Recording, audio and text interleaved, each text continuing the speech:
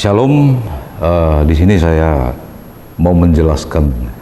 Kita sama-sama sudah mendengar, mengetahui bahwa ada beredar surat pemecatan pendeta kita, Pendeta Gideon Saragi.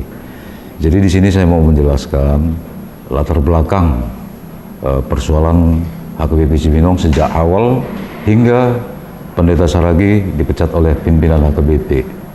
Jadi yang saya mau jelaskan bahwa tidak adil rasanya Pendeta Saragi dipecat tanpa terlebih dahulu mengetahui apa akar persoalan. Jadi analoginya misalnya persoalan kita dari 1 sampai 10, kemudian pihak Raja menilai hanya menanggapi persoalan dari 7 sampai 10 tanpa peduli dengan persoalan dari awal. Jadi itu rasanya tidak adil dengan hanya melihat di ujung persoalan saja kemudian melakukan tindakan pemecatan Pendeta Gideon Saragi. Jadi saya awali dengan persoalan gereja kita dari awal. Yang pertama, hasil kerja panitia pembangunan berupa gambar bangunan dan anggaran biaya yang ditolak jemaat dalam rapat Huria 2018. Ini awal persoalannya. Jadi rangkaiannya itu ada bahwa Pendeta Saragi saat ini dalam kondisi dipecat itu adalah akibat ya, sebab-sebabnya ini yang perlu kita jelaskan. Saya orang yang paling tahu dan terlibat langsung di dalam permasalahan ini harus bicara bahwa tidak adil Pendeta Saragi diberikan sanksi pemecatan oleh Raja. Jadi diawali dengan rencana pembangunan. Ya, Pendeta Saragi ketika datang dari Depok, pindah tugas dari Depok ke Cibinong. Di sini ini sudah ada panitia pembangunan lama ya, yang sudah bekerja beberapa tahun. Kemudian mereka secara lisan menyampaikan ke Pendeta Saragi gambar dan rencana biaya pembangunan sebesar 20,8 miliar.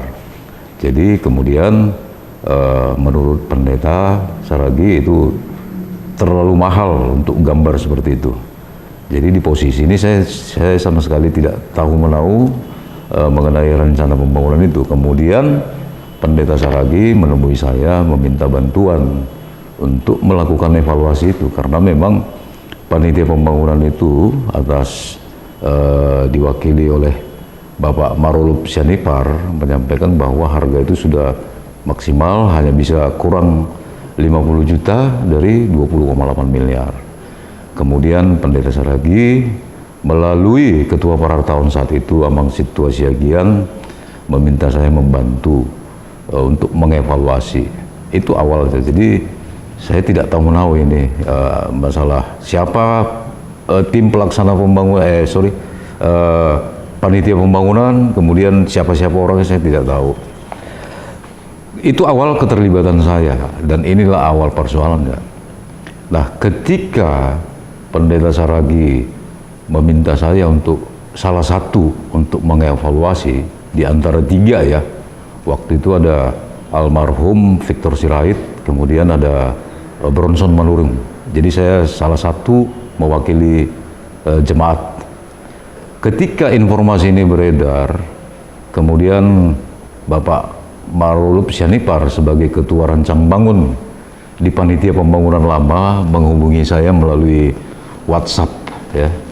Jadi waktu itu beliau menyampaikan melalui pesan WhatsApp bahwa ternyata saya itu salah satu bagian dari anggota panitia pembangunan yang tidak pernah saya tahu ya. Ternyata itu sudah terbit SK itu lebih kurang 2 tahun sebelumnya yang ditandatangani oleh Amang Pendeta Manalu. Saya juga kaget kok saya ternyata bagian dari panitia pembangunan.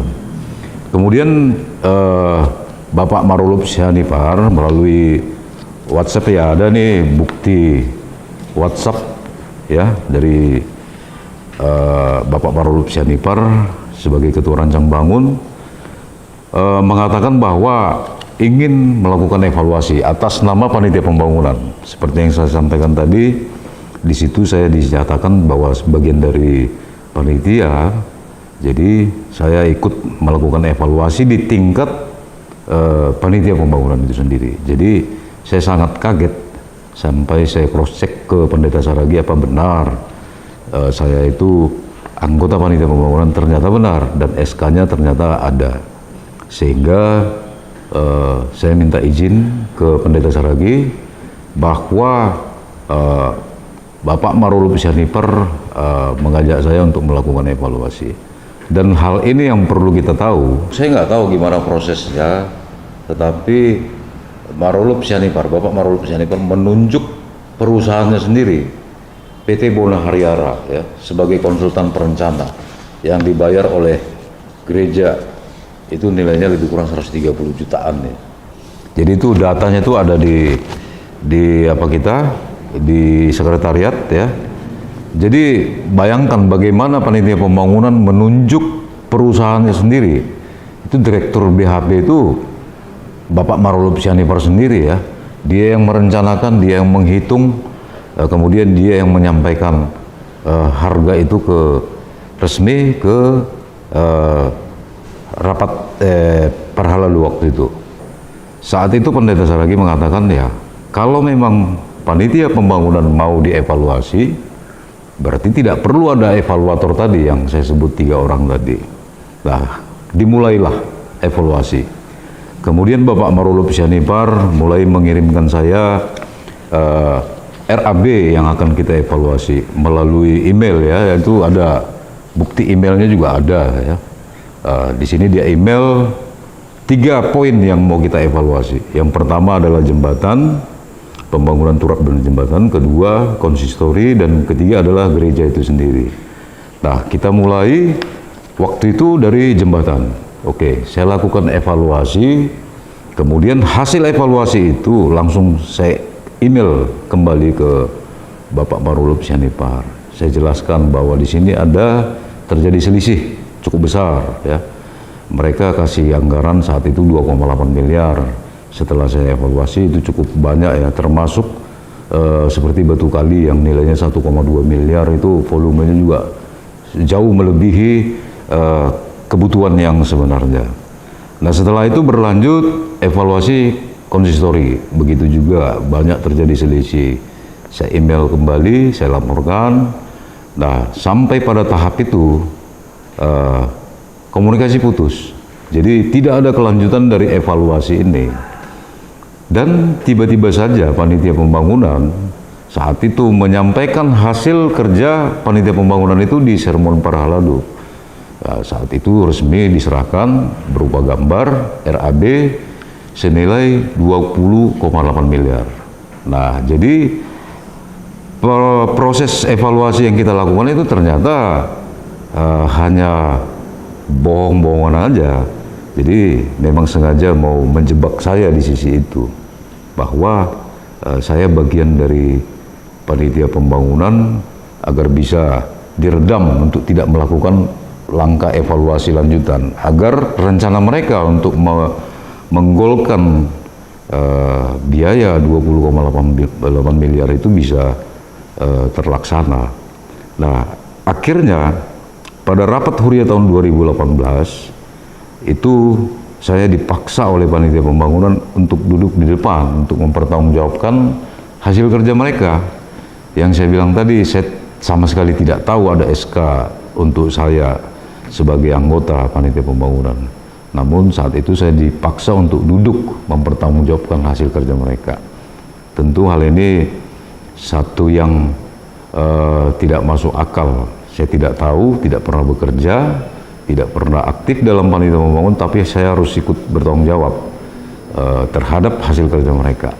Akhirnya saat itu saya tolak, kemudian saya melakukan pemaparan. Sebelumnya, setelah proses evaluasi yang kita lakukan dengan Amang Marulup Syahniper itu terhenti, setelah harga itu disampaikan ke Parhaladu, resmilah saya melakukan evaluasi. Dan hasil evaluasi itulah yang saya paparkan di dalam rapat Huria tahun 2018 akhirnya di situ saya jelaskan bahwa hasil evaluasi itu ternyata 12,1 miliar. Jadi terjadi selisih 8,7 miliar. Dan itu yang menjadi sumber persoalan. Akhirnya mereka ditolak oleh jemaat. Harga yang mereka sampaikan itu akhirnya ditolak seluruh jemaat yang hadir pada saat rapat huria. Jadi intinya bahwa panitia pembangunan telah membohongi saya ya, mengajak saya melakukan evaluasi, tujuannya hanya untuk mengikat saya bahwa saya tidak boleh melakukan evaluasi agar rencana mereka bisa terlaksana ya.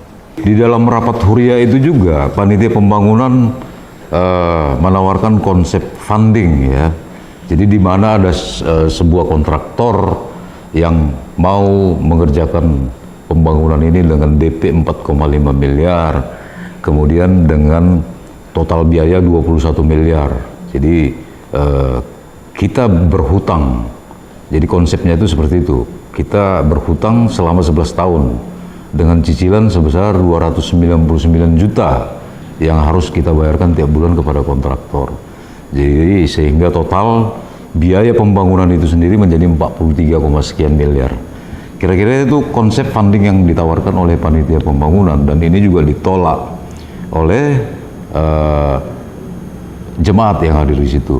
Nah, itu tadi kita udah bisa lihat di gambar itu ada foto ya, bangunan yang ditawarkan oleh panitia pembangunan seharga 20,8 miliar ya. Ini ada foto-fotonya ya. Jadi itu secara kasat mata Pendeta Saragi juga tahu ya, orang awam, bahwa dengan gambar seperti itu tentu dengan harga 20,8 miliar itu cukup mahal ya. Jadi inilah persoalan awal ketika rapat huria 2018, panitia pembangunan ditolak oleh jemaat. Hasil kerjanya dengan gambar dan konsep funding dengan harga 20,8 miliar ditolak oleh jemaat, dan disitulah dimulai timbul persoalan itu, di mana di situ tim panitia pembangunan mengundurkan diri saat itu, dan kemudian di dalam rapat huria itu saya diangkat menjadi ketua pelaksana pembangunan. Nah, di sini perlu juga saya sampaikan karena simpang siur ya, seolah-olah saya disetting sebagai ketua pelaksana pembangunan. Sebenarnya yang pertama sekali ditawarkan menjadi ketua pelaksana pembangunan itu almarhum Victor Sirait ya. Kemudian beliau merasa keberatan karena dengan kegiatannya sibuk, tidak bisa bertanggung jawab terhadap tugas itu gitu. Kemudian begitu juga dengan Bapak Bronson Manurung ya. Beliau juga sibuk sehingga tidak bersedia menjadi ketua pelaksana pembangunan. Nah, itu jelas di saat rapat kecil di rumah Pendeta Saragi yang dihadiri oleh para sintua dan orang tua kita di gereja ini ya. Jadi dari poin pertama ini, kesimpulannya bahwa Pendeta Saragi itu mengambil kebijakan bahwa harga yang ditawarkan oleh panitia pembangunan saat itu sangat mahal sehingga perlu dilakukan evaluasi. Panitia pembangunan keberatan, dan inilah awal persoalannya. Awal terjadi persoalan antar jemaat, khususnya antara panitia pembangunan lama dengan jemaat. Itulah inti persoalan awalnya, sehingga muncul ya para pembenci Pendeta Saragi karena tujuan mereka tidak tercapai.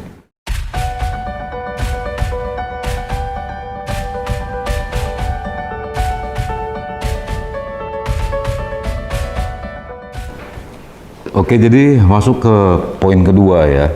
Ini perubahan gambar gereja dan perjalanan pelaksana pembangunan yang diiringi oleh gangguan dari sekelompok jemaat. Jadi sebelumnya Pendeta Saragi mengundang para penatua lah, orang tua gereja kita, berdiskusi masalah hasil rancang bangun yang dibuat oleh panitia pembangunan lama. dan itu menurut mereka itu tidak layak. Salah satu ya, poin paling utama bahwa bila gambar mereka dilanjutkan untuk dikerjakan, kita akan kehilangan bangunan gereja yang lama ya.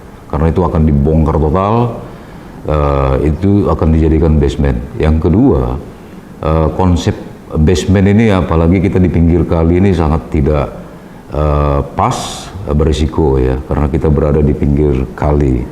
Jadi yang ketiga, dari bentuknya juga model atau gambar bangunan itu sendiri ya sudah kurang representatif untuk kondisi sekarang ya, karena itu terlalu sederhana. Kira-kira itu dasarnya.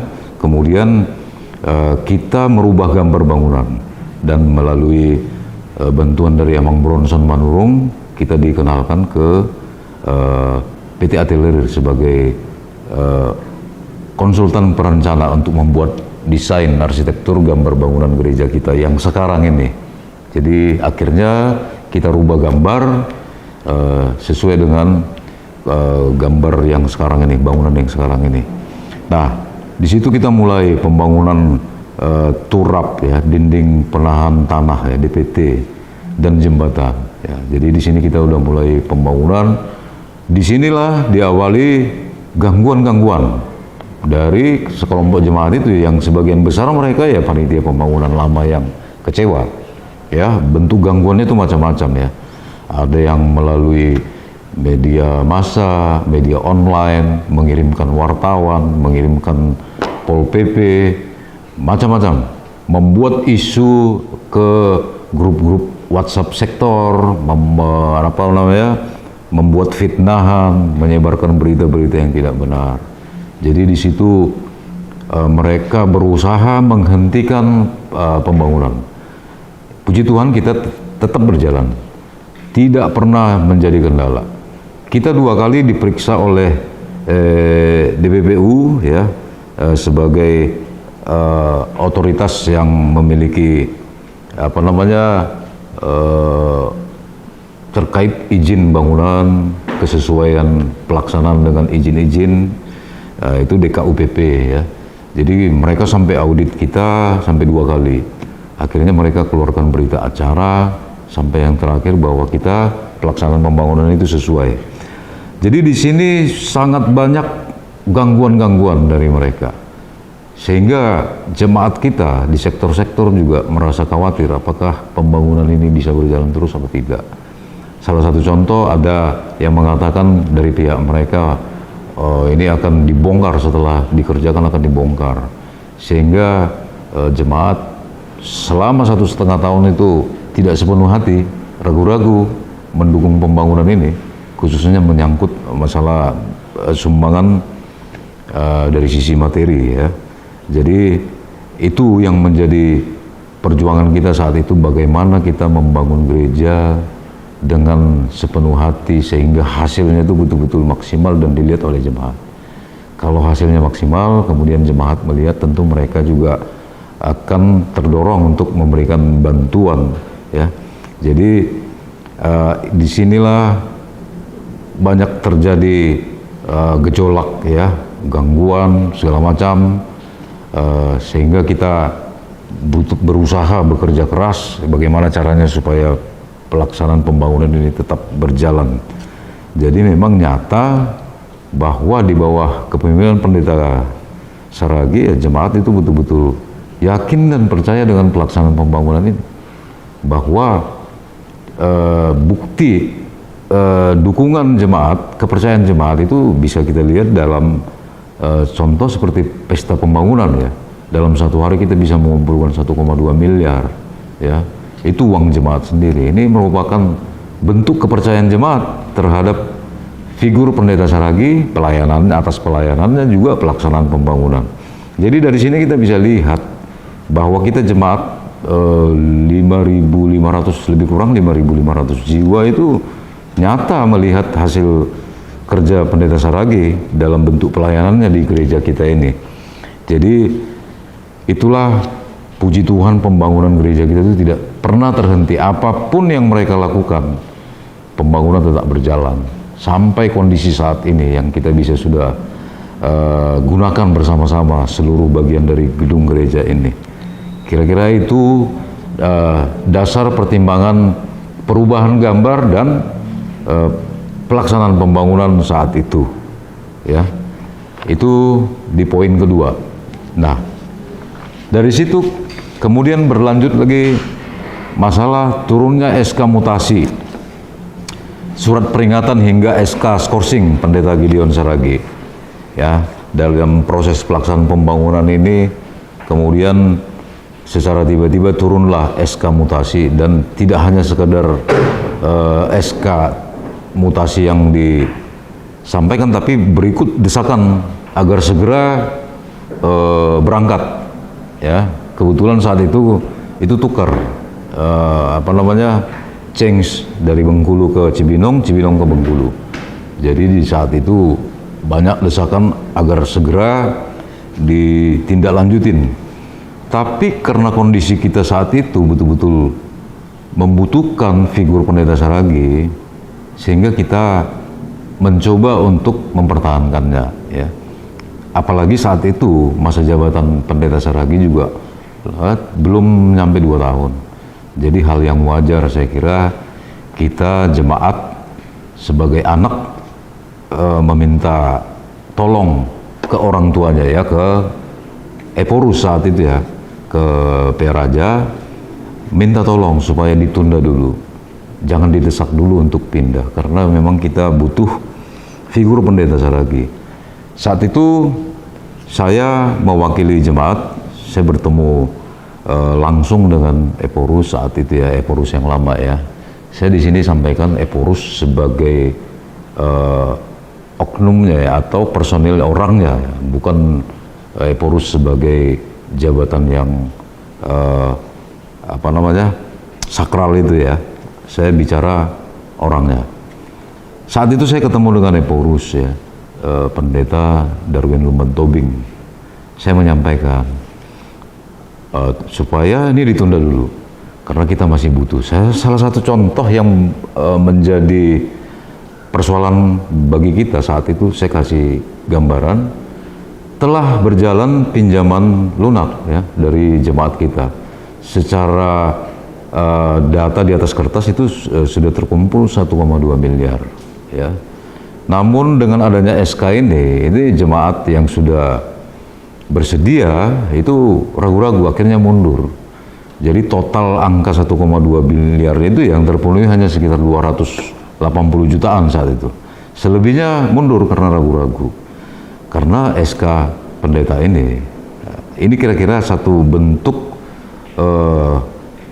efek, ya, dari SK ini. Jadi saya jelaskan, kemudian saya minta ke Eporus untuk mengirimkan utusannya saat itu, ya, untuk datang ke Cibinong untuk berdialog, melihat situasi bahwa kita memang membutuhkan figur Pendeta Saragi, paling tidak sampai selesai pembangunan gereja kita, kira-kira itu.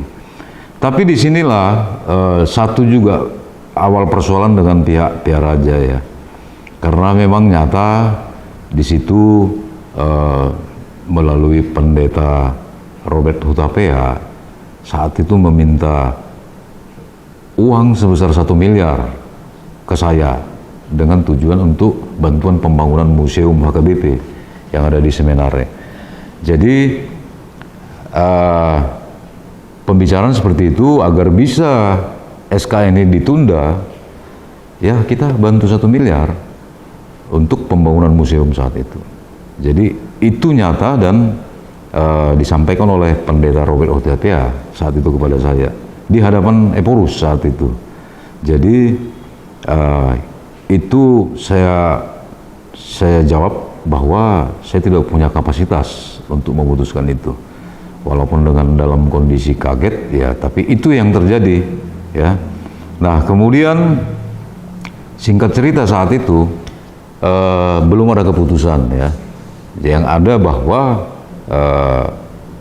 Pendeta Robert Hutapea meminta 1 miliar, ya, atas perintah Eporus untuk bantuan museum.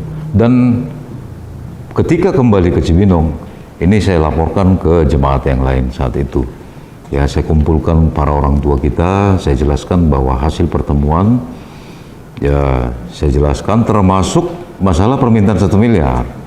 Saat itu saya bikin berupa satu lembar tulisan, saya bagi kepada jemaat, kemudian saya jelaskan satu persatu. Dan di luar perkiraan saya, apalagi Pendeta Saragi, ternyata tulisan saya itu dimuat salah satu jemaat di FB HKBP, ya, sehingga ini menjadi rame bahwa Eporus melalui Pendeta Robert Otavia meminta 1 miliar kepada jemaat HKBP Cibinong. Kira-kira itu yang diposting, surat saya dilampirkan, menjadi viral saat itu, ya.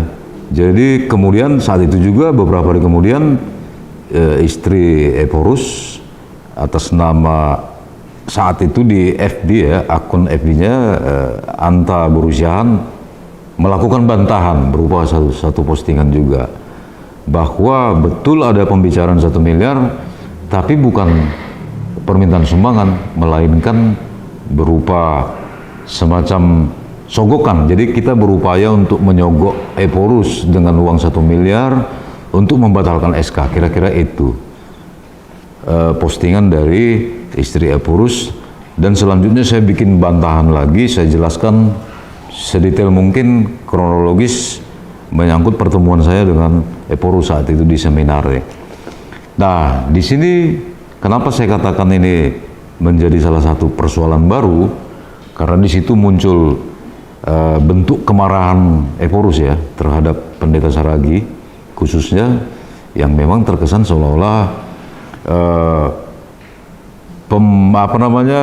penyampaian informasi ini atas perintah Pendeta Saragi, padahal bukan, ya.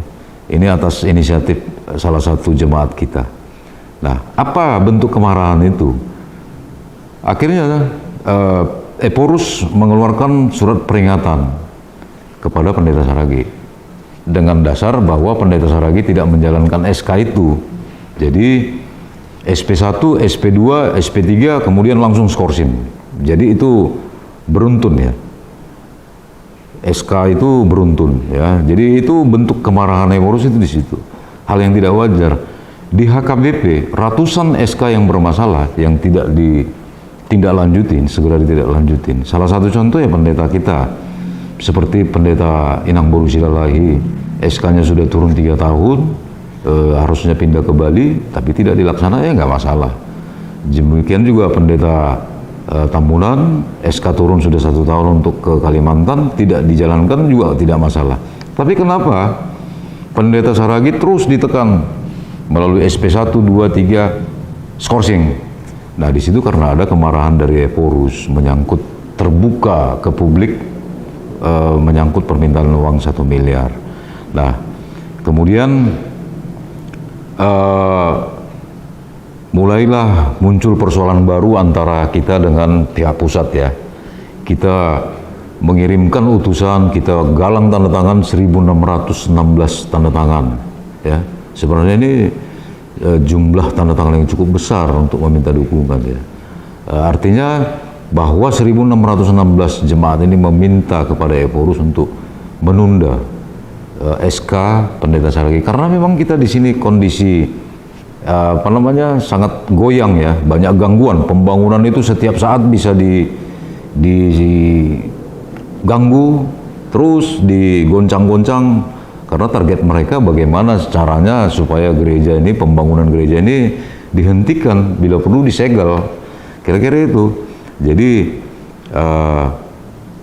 saat kita mengirimkan utusan 2 kali, ya, perwakilan kita kirim utusan ke PR Raja, tapi pihak pusat itu tidak peduli, ya, tidak menanggapi sama sekali permohonan kita. Bahkan justru itu tadi SK surat peringatan skorsing itu justru yang kita dapatkan, bukannya solusi atau apa, tapi itu yang kita dapatkan.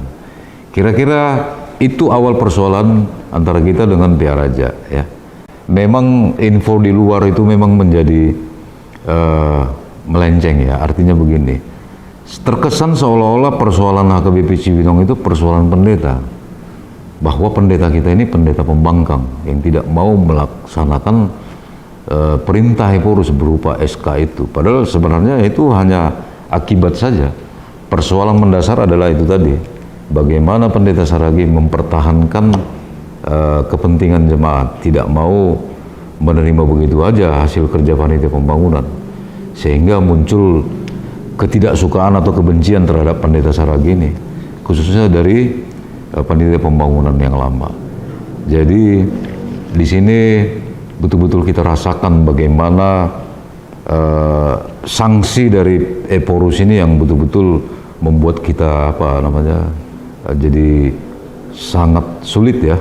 Salah satu contoh, rekening bank kita diblok ya, kemudian hak kita sebagai warga negara untuk memperoleh hak catatan sipil juga diblok, tidak bisa dikeluarkan karena memang atas surat edaran yang dilakukan oleh pihak pusat ke instansi terkait, kemudian sampai ke tingkat kelurahan. Itu disampaikan bahwa pendeta Saragi itu tidak berhak sebagai pimpinan HKBP Cibinong, kira-kira itu.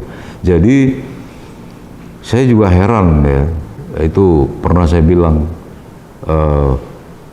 pemimpin HKBP itu ternyata sudah bergeser, tidak lagi sebagai pemimpin spiritual keagamaan ya, pemimpin Huria Kristen Batak Protestan yang seharusnya menebar kasih ya. Jadi itu ternyata sudah bergeser.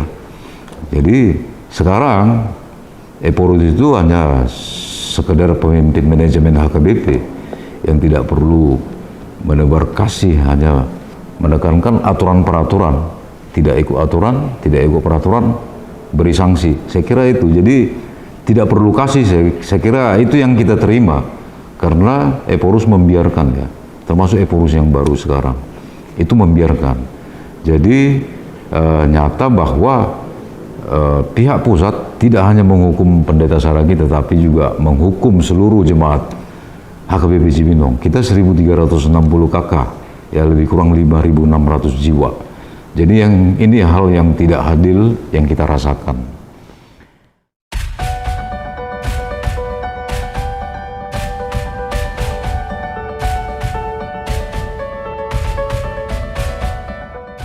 Penyebab terjadinya kericuan tanggal 9 dan 16 Agustus 2020 ya.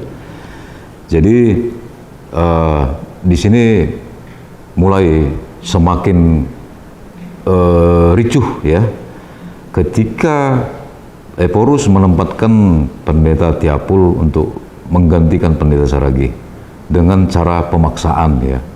Jadi ketika ditugaskan mengganti pendeta Saragi, kita tolak karena memang pihak Eporus kantor pusat tidak pernah peduli dengan kita.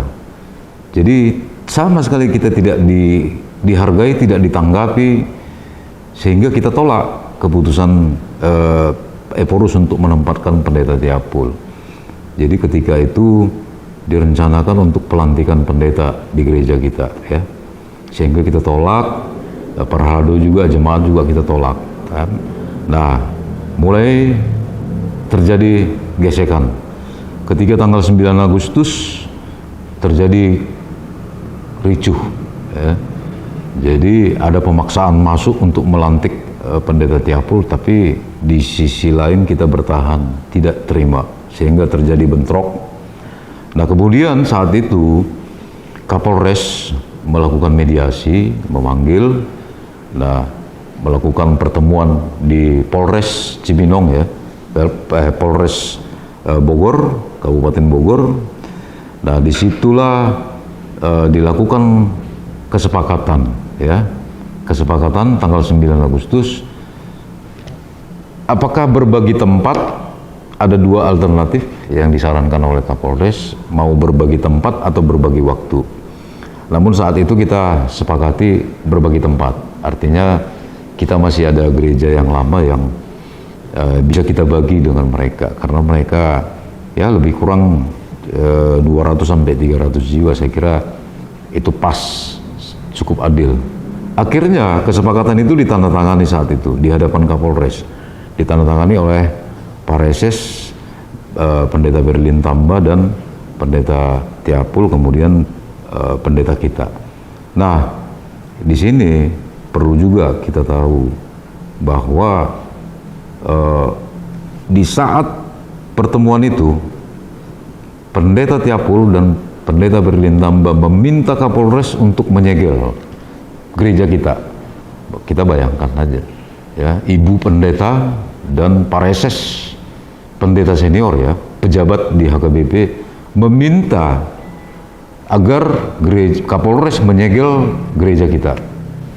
Saya kira ini bukan bukan sikap seorang pendeta, ya. Kita nggak pernah tahu ada pendeta meminta gerejanya untuk disegel itu. Saya kira ini sudah aneh, ya, kira-kira gitu, ya. Jadi di situ nyata bahwa mereka meminta disegel, namun Kapolres tidak bersedia, justru menawarkan itu tadi solusi yang dua alternatif tadi, ya. Nah, itu ditandatangani, bisa dilihat di perjanjian di kesepakatan tanggal 9 Agustus, ya. Itu ada di situ. Nah, kemudian terjadilah pemaksaan berikutnya di tanggal 16 Agustus. Ya. Jadi perlu juga kita tahu, ketika tanggal 14 Agustus itu Eporus, Pendeta Darwin Lumbentobing itu memanggil Pendeta Saragi ke Piara Jatarutung. Kebetulan saat itu saya ikut salah satu mendampingi Pendeta Saragi, dan tiba di sana ternyata pertemuan hanya lebih kurang 2-3 menit. Inti pertemuan itu adalah Eporus meminta Pendeta Saragi untuk angkat kaki, segera angkat kaki, karena sudah mengirimkan Pendeta Tiapul sebagai pendeta penggantinya. Yang kedua, Eporus marah kenapa Pendeta Saragi menuduh beliau meminta 1 miliar, padahal itu sudah terbukti dan sebenarnya tidak perlu dibahas lagi. Yang ketiga, di situ Eporus menyampaikan bahwa kesepakatan yang ditandatangani Polres itu salah, sehingga Eporus menganulir itu kesepakatan yang ditandatangani oleh Pareses itu, Pendeta Berlin Tamba. Jadi intinya Eporus tidak terima dengan kesepakatan yang dilakukan di Polres. Itu tanggal 14. Kemudian pertemuan yang 2-3 menit itu selesai, kita bubar, dan di bawah ternyata sudah berkumpul polisi, ya, berpakaian lengkap, ada sebagian berpakaian preman juga. Jadi kita nggak tahu ini tujuan Eporus itu apa. Kita diperlakukan seperti orang jahat, ya, penjahat, ya. Kita masuk itu sepi, kita keluar sudah banyak polisi. Nah, akhirnya kita pulang tanggal 14. 15 nyampe sini, 16 terjadi pemaksaan. Intinya bahwa Eporus menganulir itu kesepakatan, memaksakan dilakukan pelantikan Pendeta Tiapul di gereja kita. Nah, itu yang kalau kita ingat dilantik di depan toilet, ya. Ya, itu nyata karena memang itu dipaksakan masuk dan dikawal oleh Polres, ya, Kapolres saat itu. Jadi ini hal yang tidak adil, ya, dari seorang Eporus, ya, pemimpin besar HKBP, ya, harusnya tidak semena-mena menganulir kesepakatan-kesepakatan itu, ya.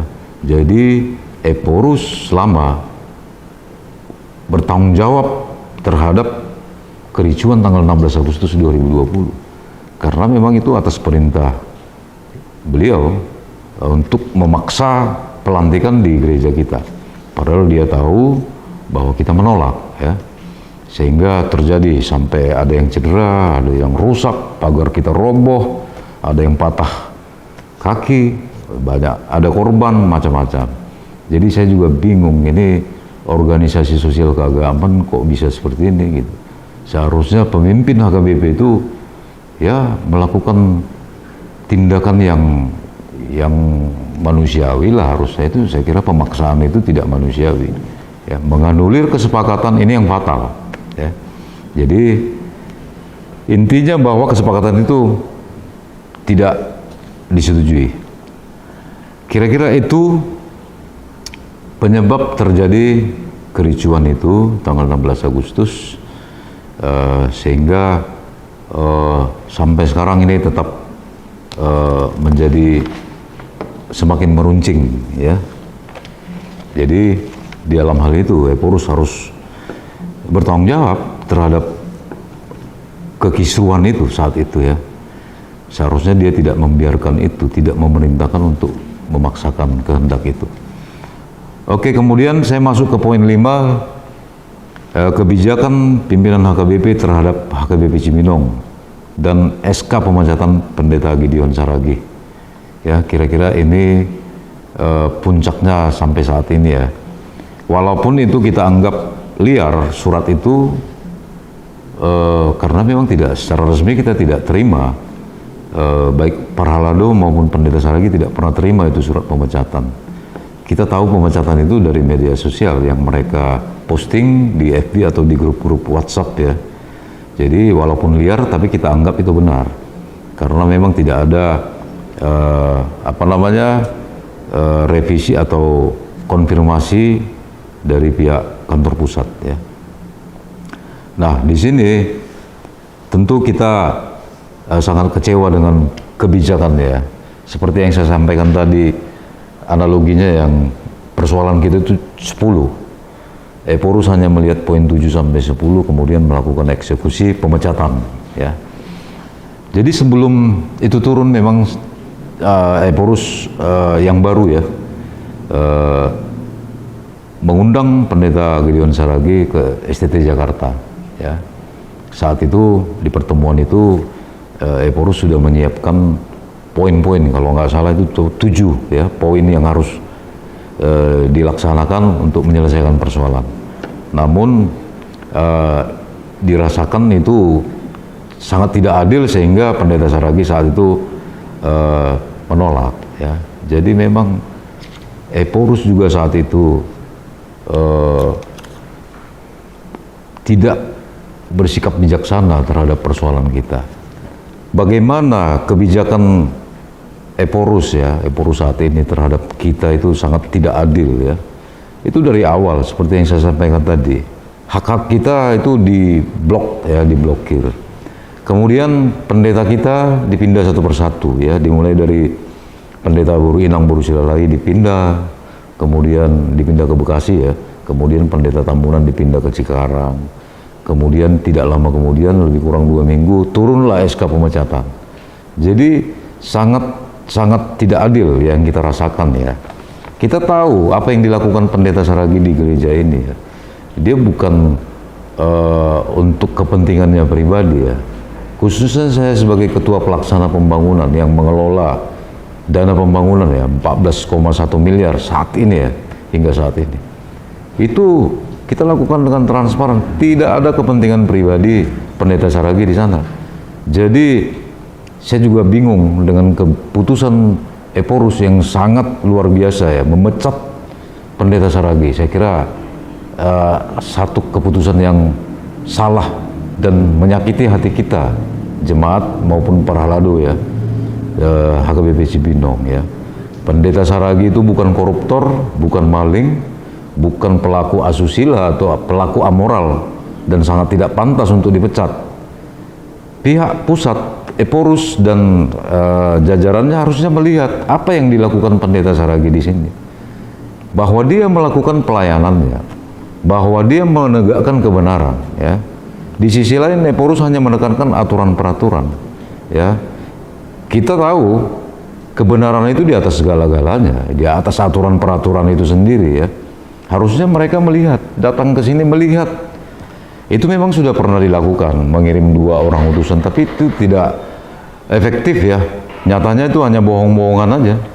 Datang perwakilan pusat, kita berbicara, masing-masing yang punya kompetensi menyampaikan sesuatu, tapi ternyata hasilnya 0. Yang keluar, ya, yang turun adalah surat pemecatan.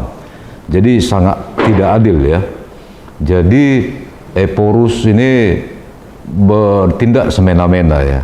Saya kira kita tahu apa yang dilakukan Pendeta Saragi di Cibinong ini, kita lihat jelas bahwa memang untuk menegakkan kebenaran, memperbaiki tata kelola HKBP Cibinong.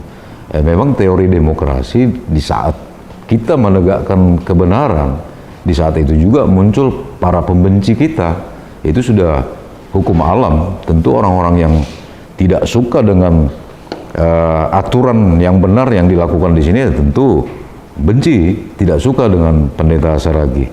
Jadi ini diarahkan persoalan kita menjadi persoalan Pendeta Saragi, padahal dari awal adalah persoalan pembangunan itu. Jadi keputusan Eporus untuk memecat Pendeta Saragi sangat menyakiti kita, ya.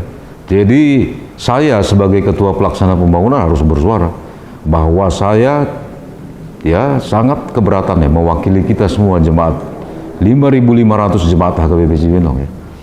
Kita sampaikan bahwa sangat keberatan dengan keputusan Eporus melakukan pemecatan terhadap Pendeta Gideon Saragi, ya, tanpa mereka mau tahu, tanpa mau peduli dengan persoalan awal di sini, ya. Jadi sangat menyakiti hati kita. Tidak hanya itu, seperti yang saya jelaskan tadi, hak-hak kita juga itu diblok semua, ya. Jadi itu yang kita perjuangkan. Sebaiknya Eporus dan pimpinan HKBP yang lain ya membuka mata, buka hati, buka pikiran, lihat apa yang dilakukan di sini, ya. Bukan hanya untuk kepentingan pribadi, tetapi untuk kepentingan apa yang dilakukan oleh Pendeta Gideon Saragi untuk kepentingan 5.500 jemaat HKBP Cibinong, ya. Jadi saya dengar, kita belakangan ini mendengar akan dilakukan pemaksaan, katanya, mengambil alih. Nah, perlu kita sampaikan di sini, saya mewakili jemaat yang lain, Eporus harus bertanggung jawab jika terjadi sesuatu akibat dari pemaksaan itu, ya. Yang kita dengarkan akan dieksekusi, katanya, mau diambil alih. Ya nggak bisa, kita tidak akan terima siapapun, ya, bahwa kebenaran itu di atas segala-galanya, di atas aturan-peraturan yang mereka gaungkan itu. Peraturan itu, aturan-peraturan diciptakan oleh mereka-mereka, para pendeta itu yang manusia biasa yang bisa dievaluasi setiap waktu, kan. Tapi kebenaran itu ya hakiki, tidak bisa dibantah. Jadi tolong pihak pusat berlapang dada melihat apa yang terjadi di Cibinong, melihat persoalan ini. Tidak hanya melihat satu sisi bahwa Pendeta Saragi pembangkang terhadap pimpinannya, hanya semata-mata hanya di sisi itu, bahwa Pendeta Saragi melakukan gugatan melalui proses hukum dan lain-lain. Itu kira-kira di surat pemecatan itu poin-poinnya. Ya tentu Pendeta Saragi ketika diskorsing ya mencari keadilan, kan, mencari keadilan melalui apa yang bisa dilakukan, ya melalui jalur hukum, ya. Harusnya di sini Eporus tidak perlu marah, ya. Jadi tidak pantas persoalan itu berdampak ke pemecatan Pendeta Saragi. Ya, jadi kira-kira itu gambaran persoalan kita. Perlu saya suarakan ini kebenaran ini, ya. Jadi supaya tidak simpang siur seolah-olah bahwa persoalan kita hanya persoalan pendeta. Bukan, itu persoalan kecil sebenarnya. Persoalan yang mendasar adalah pembangunan. Bagaimana kita ribuan jemaat HKBP Cibinong merindukan pembangunan, kita sama-sama tahu dari dulu, dari puluhan tahun yang lalu, ya. Kita mengumpulkan uang pelan-pelan, tapi ya habis bikin ini, bikin proyek ini, bikin ini segala macam, sehingga sampai terakhir Pendeta Saragi di sini itu pembangunan itu hanya mimpi aja, tidak terrealisasi. Nah, dengan kehadiran Pendeta Saragi, semua ketidakbenaran itu disingkirkan. Kemudian kita laksanakan pembangunan hingga kita bisa menikmati seperti saat sekarang ini, semua ruangan kita bisa gunakan, kita bisa beribadah di gereja yang baru walaupun belum sempurna. Ini harus dilihat oleh pihak pusat, kantor pusat. Apa yang dilakukan oleh Pendeta Saragi adalah bentuk pelayanannya, bukan untuk kepentingannya pribadi. Sekali lagi yang perlu kita tekankan, bahwa Pendeta Saragi itu bukan koruptor, bukan maling, bukan pelaku asusila, pelaku amoral yang diberikan sanksi pemecatan, tidak pantas untuk dipecat. Kira-kira itu intinya ya, bahwa kebijakan Leporus terhadap HKBP Cibinong 1.300 sekian kakak, 5.500 jiwa, itu kita rasakan sangat menyakitkan dan tidak adil. Oke, jadi menyangkut kebijakan Leporus ya, ketika Leporus memanggil Pendeta Saragi STT, itu terjadi dialog yang sangat, saya rasa kurang tepat ya. Kalimat-kalimat seorang pimpinan HKBP yang besar ya. Salah satu di situ Leporus mengatakan bahwa sangat banyak dokumen yang numpuk di mejanya, termasuk video segala macam menyangkut persoalan HKBP Cibinong, tapi beliau sama sekali tidak peduli. Ya, itu disampaikan ke Pendeta Gideon Saragi. Itu saya tidak begitu peduli. Yang penting ikuti aturan peraturan untuk turut dengan peraturan. Ya, kira-kira itu intinya. Kemudian di situ juga Pendeta Saragi mengundang Leporus untuk datang. Ya, tapi jawaban Leporus itu ya beliau takut disakiti, takut diusir, takut disorakin atau apa gitu. Ya, saya kira ini bukan bahasa seorang pemimpin sebesar HKBP ya. Jadi itu yang sangat mengecewakan, sehingga kesimpulannya bahwa kita sangat kecewa dengan kebijakan dari Leporus ya. Hal yang kita harapkan adalah semua kita cinta kedamaian. Kita ini anak-anak Tuhan yang tentu sangat cinta damai ya. Bahwa kita ingin persoalan ini selesai, kita berdamai, oke, kita setuju. Tetapi damai tidak harus bersatu ya. Kita sudah sepakat untuk berbagi tempat, ya sudahlah, kita berdamai, kita damai di sini, mereka damai di sana, ya sudah, kita menjalankan ibadah kita masing-masing. Itu yang pertama ya.